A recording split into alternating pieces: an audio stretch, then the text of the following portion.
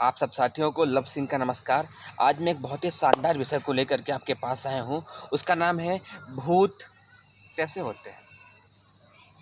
हमने टीवी में कुछ देख लिया, मूवियों में कुछ देख लिया, तो वही दिमाग में कॉन्सेप्ट बैठा हुआ है और बेवजह का हम सोच करके परेशान होते हैं, डरते हैं। लेकिन सच ये नहीं है।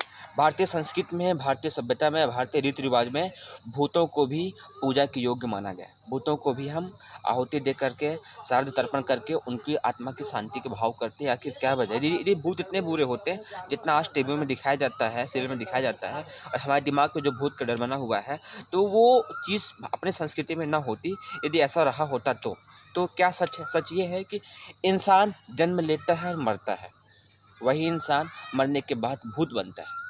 और जिस तरीके से इंसान योनि 100 साल, 110 साल जो भी उम्र जीती है, जीने के बाद मर जाती है, तो भूत योनि में भी कुछ समय रहती है। इसकी समय बताया गया है 1 दिन से लेकर के 13 साल की उम्र तक, पंडित श्री राम शर्मा आचार्य की बुक में। उस समय उस योनि में रहती है। तो भूत होते कैसे हैं? मैंने बता दिया, जो इंसान जैसा होता है मरने के बाद उसका भूत भी वैसा ही होता है। मैं लव सिंह चौहान हूँ, आप मेरे फ्रेंड्स हैं, आप मेरे दोस्त हैं। मरने के बाद मुझे आपसे मिलने की इच्छा हुई, तो क्या आप मेरे को देख कर डर जाएंगे? और डर जाएंगे तो क्यों डरेंगे? मैं वही लव सिंह चौहान हूँ, बस इस शरीर को छोड़ दिया हूँ, केवल भूत बन गया हूँ। मेरी आत्मा आपके पास आई है, मैं नहीं आया हूँ।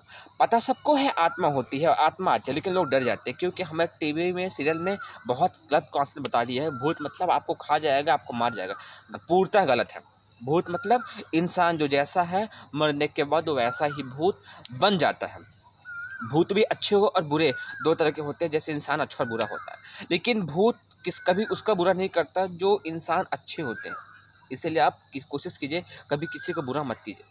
अब एग्जाम्पल देता हूँ आपको छोटा सा, एक अच्छा एक और बुरे का। सपोज कीजिए किसी इंसान ने किसी व्यक्ति का मर्डर कर दिया, खून कर दिया, मार के फेंक दिया। मरने के बाद उसका शरीर तो मर गया और उसकी जो आत्मा होगी, उस कंडीशन पे वो आत्मा उसको परेशान करती है, वो भूत उसे परेशान करता है।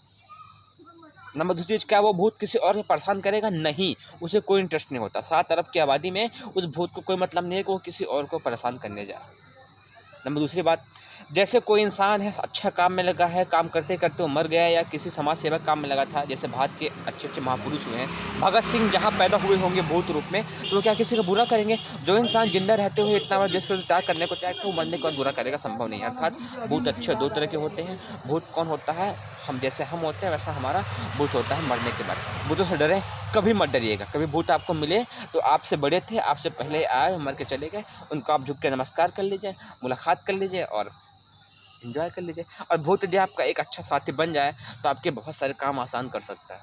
मेरा मोटो बस यही था कि आप भूत का कॉन्सेप्ट क्लियर रखें। जो जैसा होता है मरने के बाद उसका वैसा ही भूत बनता है। भूत अच्छा और बुरा दोनों तरह के होते हैं। आप कभी किसी को बुरा नहीं करेंगे किसी इंसान का, तो मरने के बाद उससे भूत आपको परेशान नहीं करेगा। हाँ, यदि आपने बुरा किया है तो आपको डरना चाहिए। और डरने का रास्ता क्या है? या आप पुण्य कीजिए, अपने कर्मों का पश्चाताप कीजिए, यज्ञ हवन करवाइए, दान पुण्य कीजिए, तो आपका भला हो जाएगा। और यदि आप नहीं करेंगे तो तकलीफ होगी। और अच्छे इंसान को डरने की जरूरत नहीं है, आप बिंदास रह के जिए। कभी जंगल में रहिए, आपको कभी घर के अंदर रहिए, घर के बाहर रहिए, आपका भूत कभी नुकसान करने वाला नहीं है। उम्मीद है आपको पसंद आया होगा। बस आपके लिए ही था। आप सभी को धन्यवाद।